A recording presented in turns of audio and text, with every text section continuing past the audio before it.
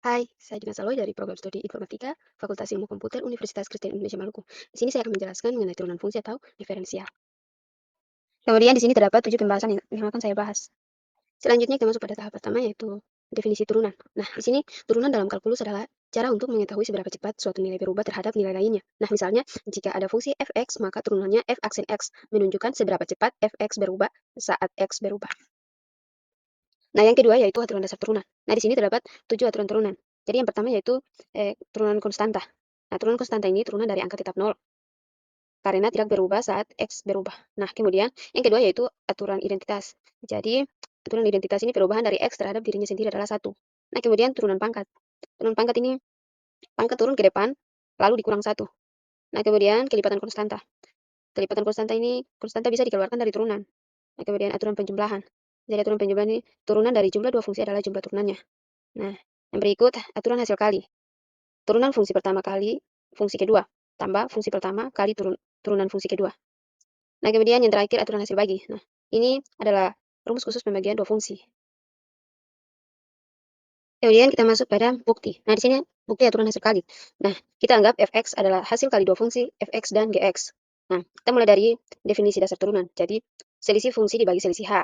Kemudian, gantikan fx dengan bentuk fx kali gx. Nah, sini kita sisipkan fx tambah h gx agar bentuknya bisa dipecah.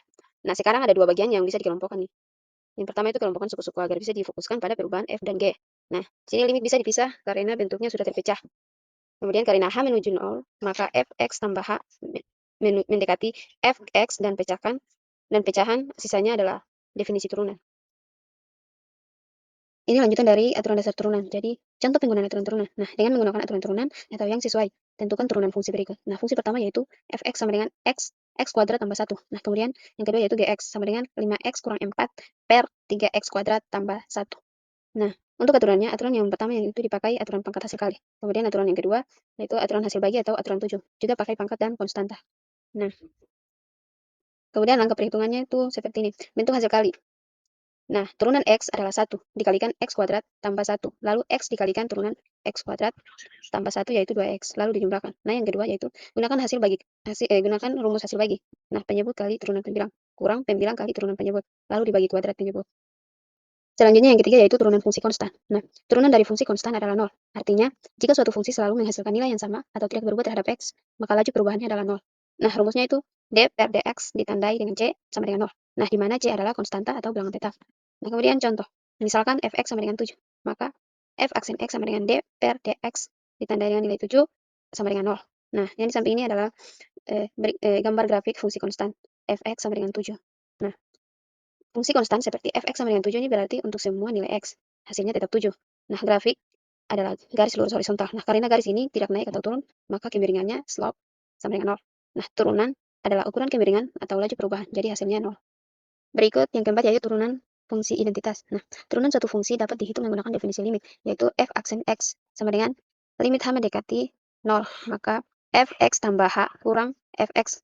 Sebagai contoh, jika fx sama dengan x, maka fx tambah h sama dengan x tambah h, dan karena h per h sama dengan 1, maka f aksen x sama dengan limit h mendekati 0, 1 sama dengan 1.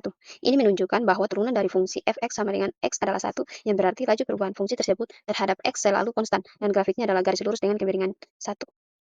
Selanjutnya yang kelima itu turunan fungsi pangkat. Nah, jika fx sama dengan x pangkat n, maka turunannya adalah f aksen x sama dengan n kali x pangkat n kurang 1. Nah, dengan n adalah bilangan real atau bulat pecahan positif, negatif, termasuk 0. Nah, contoh soalnya itu fx sama dengan 5x pangkat 4. Nah, identifikasi bentuk fungsi. Fungsi berbentuk fx sama dengan axn, di mana di mana a sama dengan 5 atau konstanta, n sama dengan 4 atau pangkat. Nah, di sini gunakan aturan pangkat. Nah, turunan dari x pangkat n adalah n kali x n pangkat negatif 1, lalu dikalikan dengan konstanta di depannya. Nah, ini dikerjakan turunan. Nah, f aksen x sama dengan 5 kali d per dx atau ditandai dengan bilangan real 4 pangkat x pangkat 4 sama dengan 5 kali 4x pangkat 3 sama dengan 20x pangkat 3. Yang keenam yaitu sifat-sifat turunan fungsi. Nah, jika K suatu konstanta, F dan G fungsi-fungsi yang terdiferensialkan. Untuk U dan V fungsi-fungsi dalam X sehingga U sama dengan Fx dan V sama dengan Gx. Maka berlaku untuk aturan yang pertama ini aturan konstanta yang kedua yaitu aturan penjumlahan, yang ketiga aturan pengurangan, yang keempat aturan perkalian, yang kelima yaitu aturan pembagian. Nah, yang ketujuh yaitu aturan rantai. Nah, yang di bawah ini adalah aturan rantai. Nah, di dalam aturan rantai ini terdapat 3 bagian. Yang pertama yaitu konsep chain rule. Nah, ini adalah aturan dalam kalkulus yang digunakan untuk menurunkan fungsi komposisi, yaitu fungsi yang tersusun dari 2 atau lebih fungsi. Nah, misalnya, jika sebuah fungsi ditulis sebagai y sama dengan f gx, maka fungsi ini terdiri dari fungsi luar atau fu dan fungsi dalam atau u sama dengan gx. Nah, karena fungsi luar bergantung pada fungsi dalam, maka perubahan pada x memengaruhi hasil akhir y melalui 2 lapisan perubahan. Nah, yang kedua yaitu teorema aturan rantai. Nah, teorema aturan rantai ini menyatakan bahwa jika y sama dengan fu dan u sama dengan gx, maka turunan y terhadap x dapat ditulis sebagai dy per dx sama dengan dy per du dikali du per dx. Nah, kemudian dalam bentuk fungsi komposisi itu dapat ditulis sebagai d per dx ditandai dengan f gx sama dengan f aksen gx dikali g aksen x.